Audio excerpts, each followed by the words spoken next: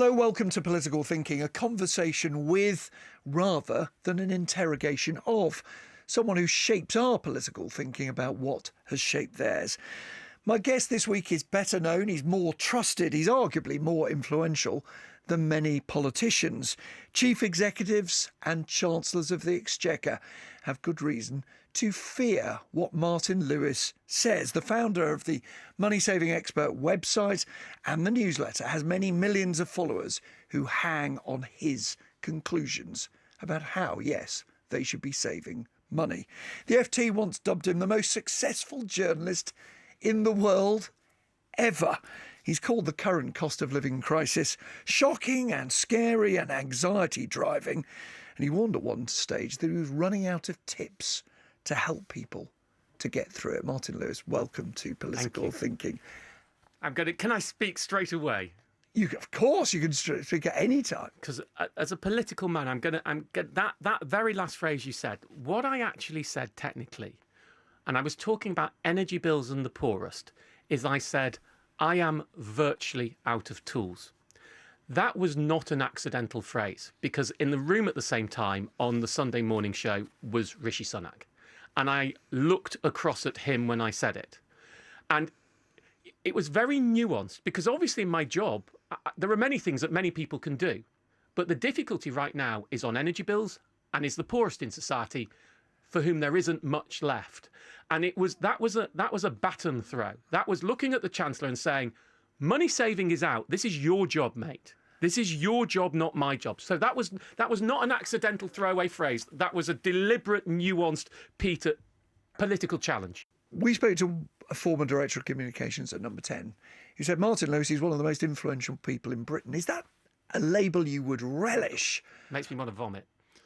To vomit? Yeah, because I think any time you think of yourself like that, it just makes you scared. And I have to say, the last few years have been incredibly scary on a personal basis. First with the pandemic, when I sort of found myself in an intermediary role between the government and the public and passing messages both ways. That was about how you designed the furlough programmes. And gaps that have been missed, but also how to operate it and to the public. And then in the cost of living crisis, where I felt I had to call out a government, which is not like I've ever wanted to do. I am not a big P political player. I don't do party politics. But I felt because of the subject and my subject area, I had to do it.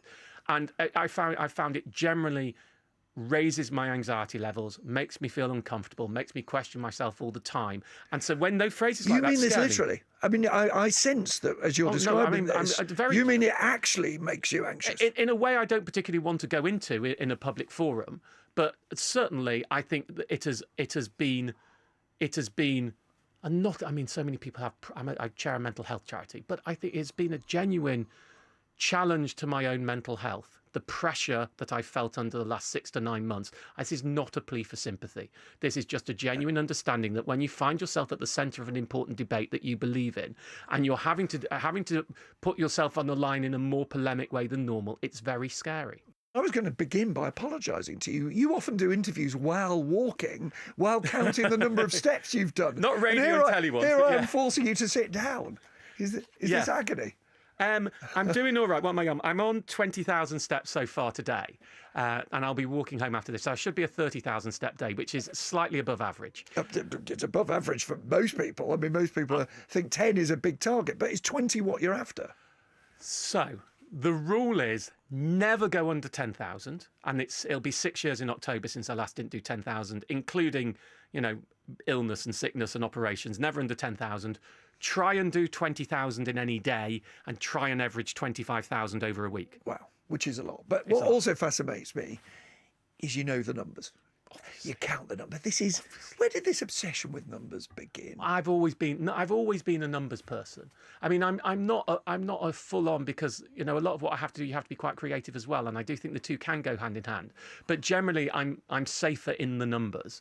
That's my thought process. Even if I do a big speech, and I like speaking, I think I'm pretty all right on it. And even an emotional speech, there's often number patterns in there about how many things I'll do. We all know the rule of 3, but there are other ways to do it. I had been told you sometimes dream about spreadsheets. I wouldn't quite go that far, but I do have spreadsheets on lots of things. I mean, I play golf. Every golf round goes there, and I have those widgets on my golf clubs that measure the length of every shot, and I go back and look at the statistics. Every Scrabble game with your wife. Every rumour has Scrabble. it? I missed the first 17. Right. The 1,200 since then, and. The current ratio is I win 2.16 to 1. But that's not because I'm better at making words, Nick. It's because my rack management is better. If you're a Scrabble player. I do. In other words, you're not interested in actually the word, it's it being interested in the score, which is what I was saying to my wife. No. My wife is interested in the score. I will sacrifice a score to leave better letters in my rack for the next go. That's so what I'm you mean by better at preparing my rack for the next go so that I have a better choice of letters to score and better on the next go. I still want to know where this came from. You may say you were born with it. I mean, as a toddler, were you doing your times tables ridiculously young? Yeah, I think I did all my times tables by the time I was 4 quite comfortably. I remember All at of school them? all of them. I mean, got up to year 12, 12, up to you know, 12, yeah, by 4 very comfortably, and I was ahead at maths. And this transition from the guy's good at numbers to being Mr. Money Saving Expert happened in part thanks to the BBC. You revealed when we met here that this was not, in fact, our first meeting, but you had produced a young Nick Robinson when I was first becoming An even younger Martin Lewis had produced a young Nick Robinson, correct. And the BBC had not quite seen your talent. So after I left university and I was very involved in student politics. I was very political then. And I left uni. I went to work in the city in financial PR. And then I did a postgrad in broadcast journalism. After that, I came to the BBC as a producer reporter. And except my contract was producer reporter, I was never allowed to report because classically the BBC put you where it wanted you to be. Shall we say it like that? Is that subtle? Delicately put about the fact that we completely missed one of the great talents journalistically of our age. You turned yourself into an on-screen figure, money saving expert, on a new sort of digital channel, Simply Money. Had you any idea that that would be the rest of your life? No, not a clue. Although that was the first moment when bang, I was desperate to get out of bed and do my job and excited about what I was creating. And the first time I felt I was doing something really creative. So I didn't know when I started, but within 6 months, I knew I had something. And there's actually a story after about a year on the channel, because it was all on this Deal of the Day program that I did, where I did all my research as the money saving expert, and we changed my title. And my bit of their website was the only bit you had to log into.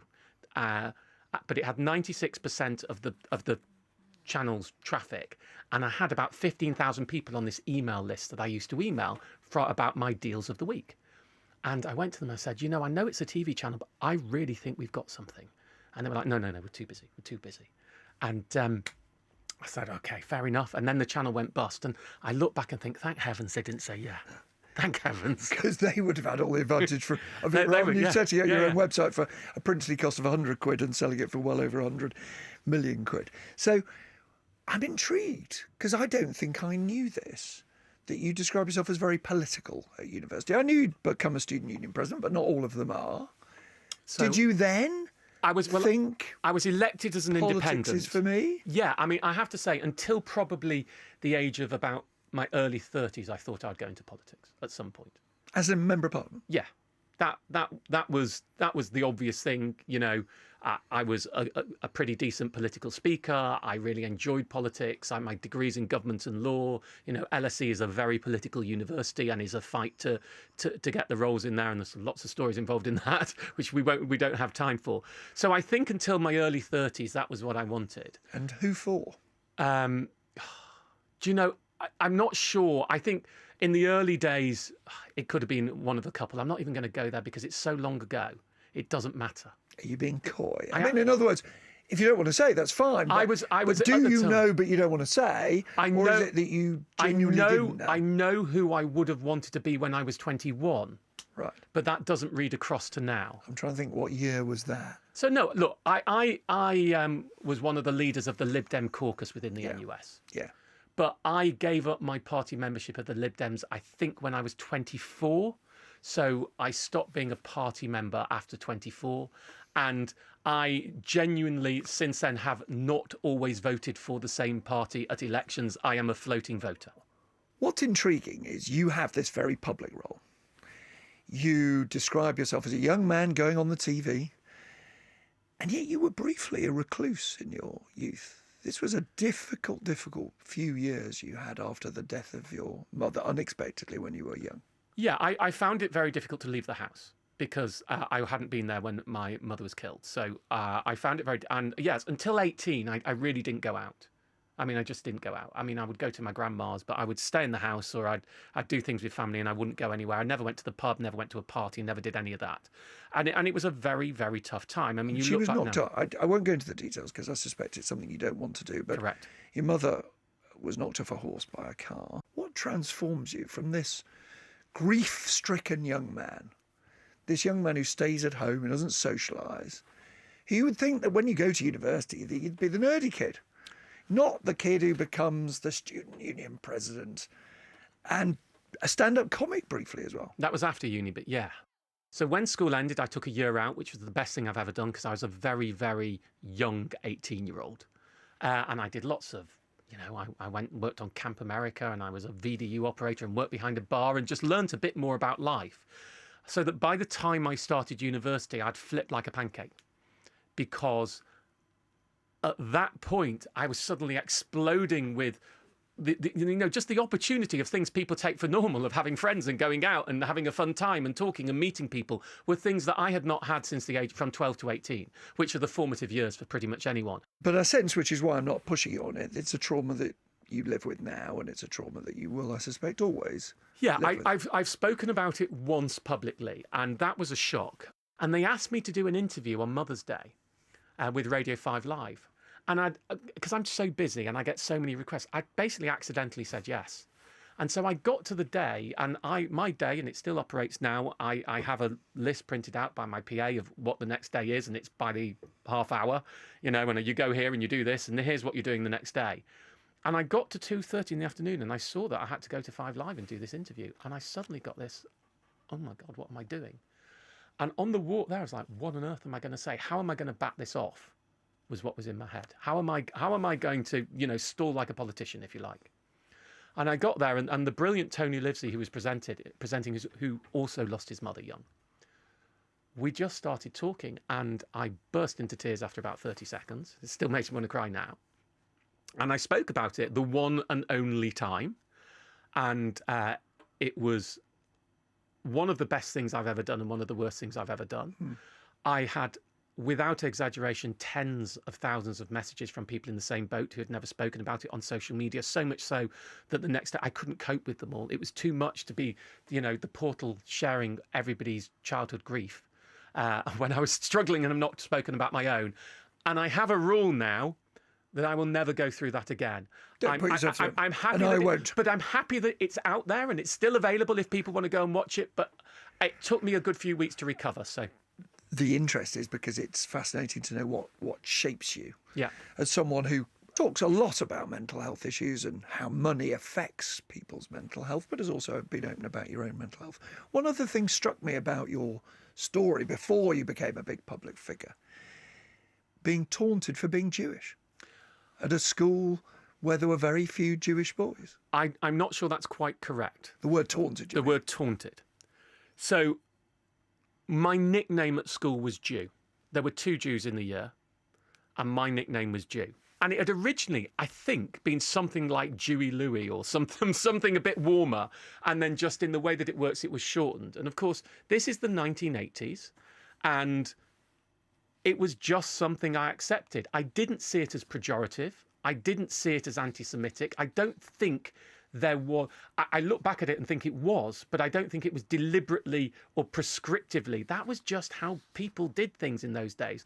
The only bit I remember I didn't like was there was one boy who would occasionally throw sweets in the air, call it a Jewy, and look to see if I would run to grab the sweets, which of course I never did. But barring that, at school, I didn't feel that. I mean, I think what it is certainly unacceptable with my 50-year-old eyes now. And if my child went through that, I would be going in to complain to the school and it would be outrageous. But this was the 1980s. And we were not the same on race and religion and diversity that we are now. And you don't think it's particularly shaped you now? Because, no. Let's be honest, money saving, being Jewish, that isn't instantly something that people would feel. You're the first you. person, Nick, who has been brave enough to say that to me in the last 20 years. Really? Look, my Jewish friends all do, Well, right? Because they know. that might be because I've got Jewish blood. Okay, but to actually be overt in a public forum and say you're the money-saving expert and you're Jewish, as I always say, I'm the money-saving expert and I'm Jewish. I'm not the money-saving expert because I'm Jewish. But the two I have had over my career, and I remember a well-known broadcaster making a couple of really inappropriate gags, which I then never did that programme again afterwards. I didn't call them out. This is early on in my career. I don't think anyone would be stupid enough to try it now. But I get on social media sometimes, no wonder you're so good with money, you're Jewish. And I call back and say, you do realise that's anti-Semitism. Right? And actually, am I the stereotype of the old-fashioned stereotype? Because should I not, what I do is about how to take on companies, how to empower the consumer. It's a very difficult one, and it's actually brave of you to bring it up. And I think we just need to separate that. I am not the money-saving expert because of my religion. No, God, and I wouldn't. And I'm not suggesting that you thought it for a moment. Suggest you were. Let's talk about what being the money-saving expert has meant. The campaign, I think, that probably made you most famous was against bank overcharging. But I get the sense also it changed your view. You've talked about it at one point being an epiphany for you. Why? Why did that campaign and that letter, famous template letter that you said people could use to say to their bank, I'm being overcharged, stop it. Why did that change your view? Well, it was a great campaign. We got people £1 billion back and later went on to get people around £12 billion back on PPI, which was similar. The epiphany from bank charges was a mental health epiphany. So when I started this, if you were interviewing me in 2003 when I set up the website, I would have said, companies' job is to screw you, our job is to screw them back. We live in an adversarial consumer society. I can almost remember it's like a script. We live in an adversarial consumer society. I'm not anti-company, but just like when City play United, I want City to score. I don't want United to score, but I don't think they're wrong for trying to do so. That encapsulated my philosophy at the time. But that was someone who thought, and I hadn't really thought about how many people were not capable of that adversarial relationship. And bank charges was the thing that really opened my eyes to that. Now, the percentages I'm going to give you aren't strictly accurate, but this is the bit that I learned. So I spoke to someone who had worked at the bank but later worked at Citizens Advice, who told me that somewhere around, I don't know, was it 15 or 20% of my bank charge template letters, and there were 6 million of them done, people would, where it says your name, your address, they would not delete the your name, your address. And where it says my case, so they would keep in all the bits that were the template and not delete them. And just literally pick it up and send it. Not personalise it. They would add the stuff in. But there were 5% of people who would just print the letter and not personalise it. And you can look at it in a smiley way, but I didn't then and I don't now. I still find it desperate and depressing that the biggest and most profitable sector that the banks had, which was bank overdraft charging for going beyond your overdraft limit, many people had thousands of pounds worth of charges. And it was a cross-subsidy of the poorest to the richest. 5% of the people who were paying these hideous, unfair, disgraceful charges, 5% of them were not of mental capacity to realise that you had to put your details in a template letter. And they were still had their money deliberately ripped off them.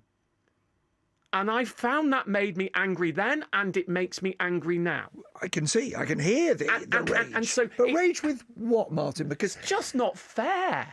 It's not right. It's not a proper way to behave. The answer I can hear people shouting at the radio or the telly is, get involved. Now, you did want a peerage at one stage. Yeah, I just got turned down again a couple of weeks ago, actually. Turned down? Yes, for crossbench. Yes. By who? By the House of Lords Appointments Commission. Do you know why? Yes, I do. And I was much more annoyed the last time because I did this really silly thing and I was honest in the interview. So I had an interview and they talked about timings. And I said, because I'm always want to be open and transparent, gosh, you've got this out of me. I haven't spoken about it before. I said, we talked about most of the time that the Lord sits is about 3 till 10 on a Monday, Tuesday, Wednesday. And I said to them, look, I need to be straight with you in terms of the hours I can give. I'm very busy with my job, but most importantly, I have a 9-year-old daughter. And until she's 13, my most important job from 6:30 until 8 at night is to be with her and to put her to bed. Maybe until she's 12, whatever. I don't know. She's not got to that age yet. And so I would see my role as being learning for 3 to 5 years with limited input, and then gradually over the next 5 to 10 years, committing more and more time to the House of Lords if I became a crossbench peer, and less time to everything else. That's what you told the House. That's what I told them. And they were very, the interview, I think, went very well. I got very good feedback. But I think that was a stumbling block, although they have invited me to apply again in future. And They've turned you down? Yes. Lord Lewis, you could be. Well, yeah, it's not about the title, but I spent so much time giving evidence in politics turned you about... down, yes. Despite your expertise, despite the fact you have a kind of unique Because I don't think I place. was willing to give them the time that they felt was necessary to be in the Lords. And I think You've been that's very a reasonable legitimate about call. this, Martin Lewis, but Well, is there a bit of you who thinks No, they I'll tell are you- as idiotic as the BBC, who looked at you as a young producer and held you back? No, for a couple of reasons. One, because I'll be honest, when I got the letter, I breathed a sigh of relief because there's a lot of pressure on at the moment. And I thought maybe a couple of years is probably more sensible. And two, because I don't know who they will appoint, but my hope is that they have some good people who are willing to give more time than I can give at the moment. Because I think it needs to be done properly. And if I'd done it and not given the time, then I would have been slated for it everywhere. So I had my media plan in my head, to be honest with you, was if I had got it, I would have, what I've just said to you, I would have gone very, very public on very, very early. And so that people knew would be planning a gradual transition. Now, there are friends of yours who've told me you ought to be Mayor of London. Oh, no. I'm not a Londoner originally. I don't think it'd be appropriate. I'm from the Northwest. No, Mayor of Manchester, then. I do not Andy Burnham can't do it forever. I will never Gary Neville, who was on this podcast, is interested in a little tilt, I think. Good luck to him. I will never take a polemic party job. I'll be straight. My mental health is not robust enough to deal with it, and I wouldn't put my family through it. You've referred quite a few times to, your mental health, but also it being hard at times. In the last few weeks, as you said earlier, you both challenged the government and said they weren't doing enough. You were very overt in the challenge you made to the energy companies. And then when the Chancellor embraced quite a few of your ideas, you praised him too. Have you been on a roller coaster? 1 minute cheered along as you attacked the Tories, and the next minute attacked for selling out to the Tories? I never attack the Tories. I attack the policies of the government. No, I was paraphrasing what people might say to you. I know, but it is important. I don't judge on party. I judge on policy. The thing with the Chancellor, I spoke to him a few days before he made his announcement. I think he was doing two things. One, checking what I wanted, and two, doing a sense check of how it would be received. Because on this issue, I had been very vocal, as you say, saying that people would freeze or starve. I still think there's a danger of that. I still think we're going to have a very difficult winter. And the help that we had was not even close to what was needed. And then the Chancellor made a statement that was staggeringly close to the 5 things I'd asked him to do. I mean, it was staggeringly close. As a campaigner, if you want to have influence, when you get a win, you have to say thank you to the other side, or you don't get a win again. Are you going to have to do all this all over again? Will there, in other words, have to be another series of measures? The Chancellor will, you hope, listen to you again. Is that all going to have to happen? Well, I don't know that he listened to me. He spoke to me, but you don't know that he listened to me. I think the cost of living remedies that the Chancellor came up with for most people will cover, well, for the poorest will cover the 1-year hike in energy bills only, not the issues with food, not the issues with petrol, not the issues with transport, not the issues with rent, not the issues with mortgages, not the issues with the national insurance rise. But it was a lot better than I was expecting. I think we are looking for a very, very difficult winter for many people. And there are lots of people in poverty. I'm worried about the summer too. I think the lack of free school meals this year for children over the summer holidays is going to become a big contentious issue and is a real problem for some of the poorest. And I would really like to see us providing free school meals over the summer holidays. I think that's very important. But I think that the Chancellor and the government are going to have to be open to more action if things continue to get worse. And that is plausible. Why do you still do this? You're a multimillionaire. You've been incredibly successful. You've talked about the burden, in a way, that you face. being expected to give advice to millions of people, to be the authority on how we all live our lives. Isn't there a bit of you that thinks, let's just treat myself, let's get away, do something different? Yeah, and actually at the moment I'm in a I want to go a bit slower for the next couple of months before my TV show comes back and things like that, because I think we all need to look after ourselves, and it's an important lesson. And also, but particularly in my case, because I'm not sure. Certainly, if I stop tomorrow, I'm not sure there would be another breakout person in money or consumer finance for quite a long time. Forgive me, Breakout is the key word. you could teach me tile management, was it? Rack management. Rack management. Rack and management. Scrabble. You see, Nick, you need to learn. Well, you see, I do more tabloid telly than you. Rack management is a lot funnier term than tile management. Just saying. Here we are on the BBC. If only I got it. Martin Lewis, thank you very, very much for joining me on Political Thinking. Well, well, well. Lord Lewis, there's a thought. I suspect there are some currently sitting on those red benches who will quake at the idea. The sheer energy, the drive and the passion that he would bring to the business in the House of Lords would be something to behold. Thanks for watching.